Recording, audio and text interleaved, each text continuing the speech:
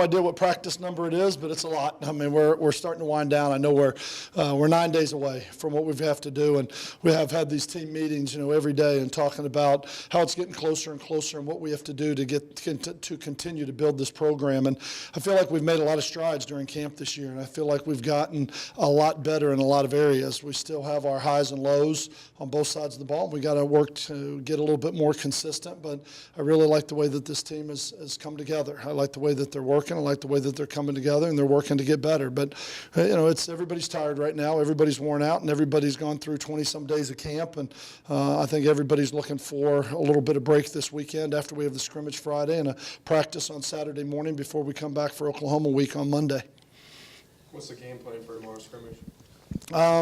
We did kicking today. I mean, today's practice was in shells, about an hour a kicking game, and so we got all that out of the way tonight. So tomorrow we'll kind of go 1s versus 2s and 2s versus 1s, and we're probably going to get, predicated on how it goes, maybe somewhere between 20 or 30 live reps with our 1s, and then the 2s will kind of play the 3s, and we'll go down and make sure that we get enough to get the evaluations we have to get to formulate the depth charts to make sure that those are finals. We're going into the Oklahoma week, but it will be kind of offense versus defense, or the 1s will be playing together against the 2s. What more are you looking for in this specific scrimmage as opposed to last Saturday?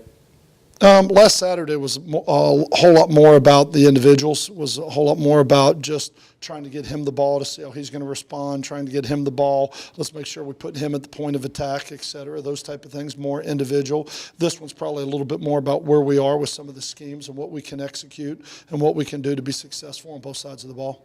Seems like kind of the theme all week has been that y'all didn't perform real well offensively, and it improved throughout the week.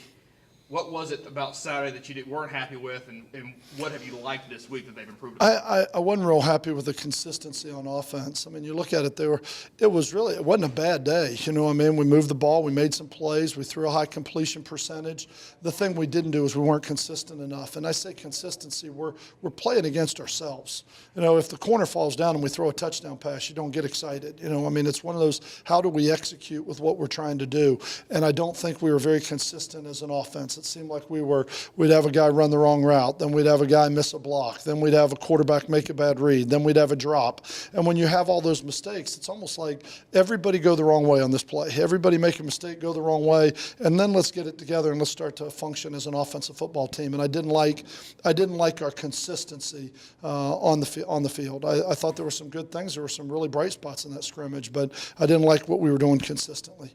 What about this week? What have you liked about how they picked themselves up and maybe improved on some areas? I said this earlier. I said when you have a good football team, the one side of the ball doesn't win every night, and it goes back and forth. And you watch film and you make adjustments and you make changes. And I thought the defense had a really good scrimmage last week. They did a really nice job. I thought on Wednesday the offense came out and really was clicking and hit on some big plays and executed some plays way down the field and protected the quarterback. And then we came out here tonight, and I don't know, after an hour-long kicking scrimmage, we just didn't have the same fire and energy that we did Wednesday night, and the defense did. And they came out, and then they had their highs. And that's where the give and take on a football team, and the offense sharpens the defense, and the defense sharpens the offense. And that's kind of what's been going on in this camp. We just got to make sure that we're ready to go in another 9 days from now, where we can play as one and everybody can be pulling in the same direction. Some talk early, or I guess maybe it was a week ago, I can't remember at this point, of how many, the two main quarterbacks, who had thrown, one had thrown one interception and one had thrown 3. Do you know the numbers offhand and who's thrown how many? Yeah, at this point, one's throwing 8 and one's throwing 4 at this point, and you have to sit down and you have to look at, we take it off if it bounces off a receiver's hand or batted at the line, but the decision interceptions, and then there's also a statistic of balls in danger. How many balls have you thrown in danger that maybe weren't caught? And so you've got to look at those statistics as well, completion percentage, decision making, taking sacks, understanding blitzes, hot reads. There's a lot of different variables that go into all of that. You still leaning towards tomorrow making your decision? Yeah, tomorrow or by Saturday, making the decision before they get out of here for camp is when I'd like to do it. I'd like to go through this scrimmage tomorrow and see how we perform.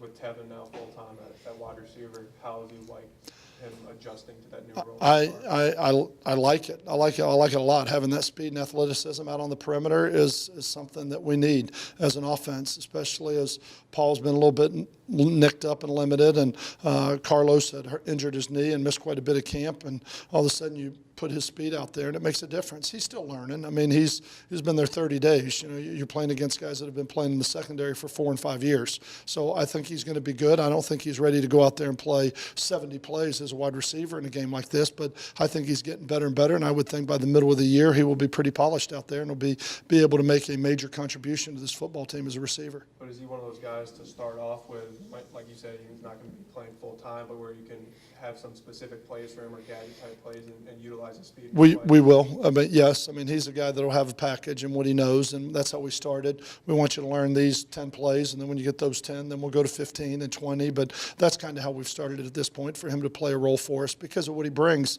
with his speed and athleticism, his ability to make some plays in the open space.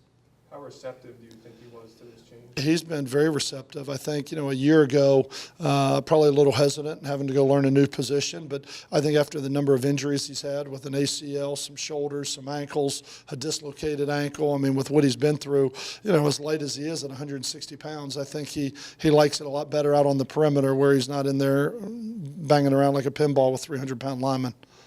So when did when did you actually go to him and say, we're doing this full time?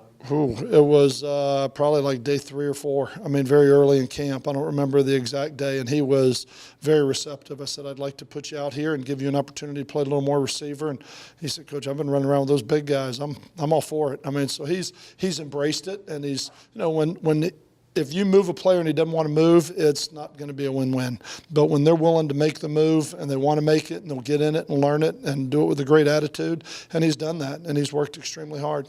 Was it predicated upon maybe Jared Kraft's stepping up and not playing like a freshman? Well, part of it is both him and Walters, both Kraft and Walters, the way both of those played, and having Blake Martin playing the way that he is, and then having Kenneth Dixon and having the depth there, because if you moved them and you're going to hurt yourself at running back, it doesn't help you as a football team.